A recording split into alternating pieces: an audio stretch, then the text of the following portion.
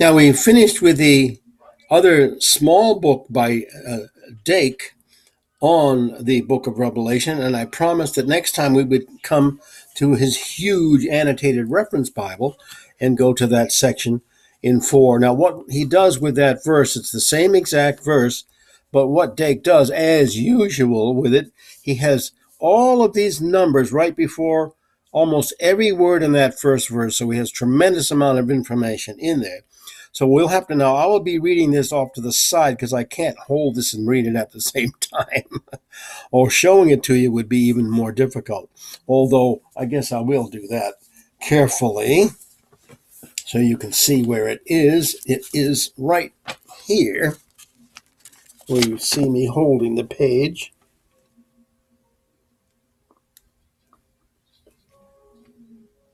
Okay, right here is where it is. And that's where the verse is. And all those little letters you see in front of it, that is what we will be referring to, because when he has something important, such as this is, of course, as others think it's very important as well, you will find that he has many references. So this is the same verse, of course. After this, I looked, and behold, a door was open in heaven, and there the first voice I heard was as it were from a trumpet talking with me, and said, Come up hither, and I will show thee things which must be hereafter. Now, what he talks about first, he gives an idea about what this chapter 4 means. What it means, the things which shall be hereafter, after the churches or after the rapture. Then he gives scripture references there. The heavenly temple, raptured saints with God. Then he gives scripture references there. Heavenly door, and he gives scripture references there. Then you get to the actual verse itself. Now that's before the verse, then the verses I just read to you. Then with each of those, he has a particular letter before it. So the first letter you get there is after this, and it's the letter T, and what that means is see 10 proofs of rapture, chapter 4, verse 1, on page 532. So if we went to that page, we would find 10 proofs of rapture. After this, that goes with after this, I looked, and behold, a door. Now, next you have the word U for door. This was a real opening in heaven. In Greek, it's Thura, a portal or entrance, door, gate.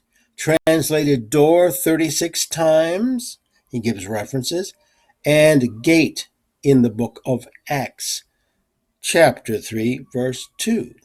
And then he comes to that place where he says, and first voice which I heard was, and in front of that, after you, of course, is V.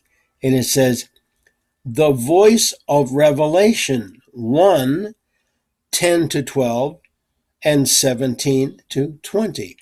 So that's what Dake makes of that, where it says that first voice. Now, what he's saying, the first voice actually was part of the book of Revelation itself.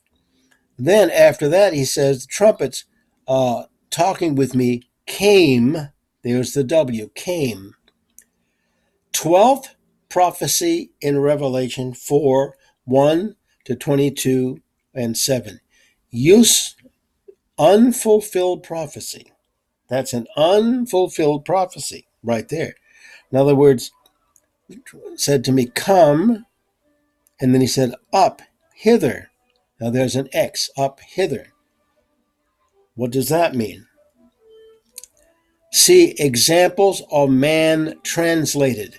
Now, what he means by translated, as I said before in this, is people who have actually gone up to heaven in this experience that they've had. Now, if we go to that, we'll find something very interesting. And then we come, as we go, come up hither, and I will show the things which must be, and that gives things which I will show. That's a Y. And Y says, see 68 post-rapture events. Post-rapture events. Then you go to a certain page, you'll find 68 post-rapture events. Then as you read the next part of the verse, which must be hereafter, he puts a Z.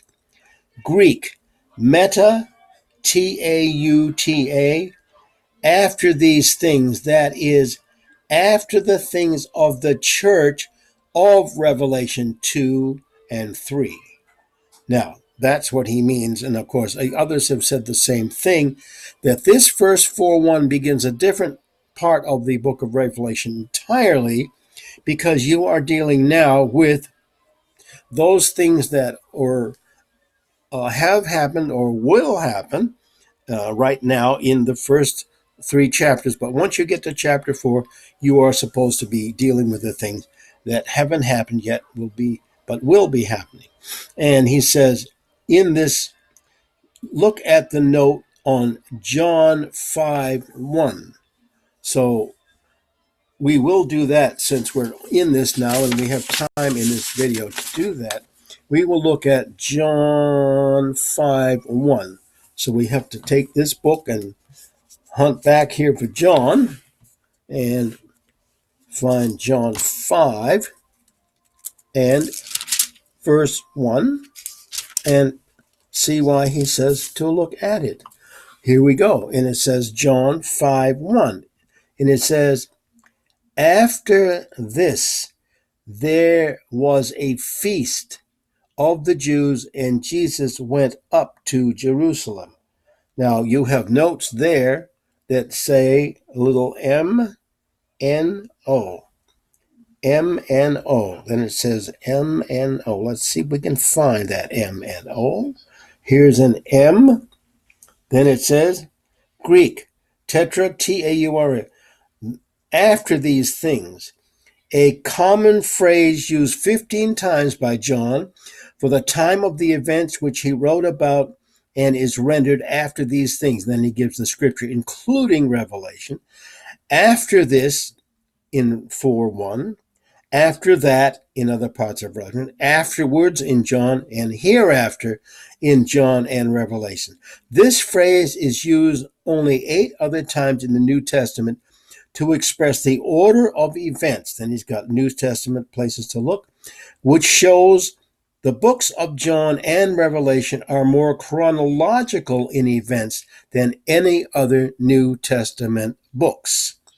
Now, we haven't done all that we're going to do with this, although that is enough, but we may do later. Now, we're going to the other 2 books we have, which deal with that part of Revelation. So we will stop this now and then go on to those shortly.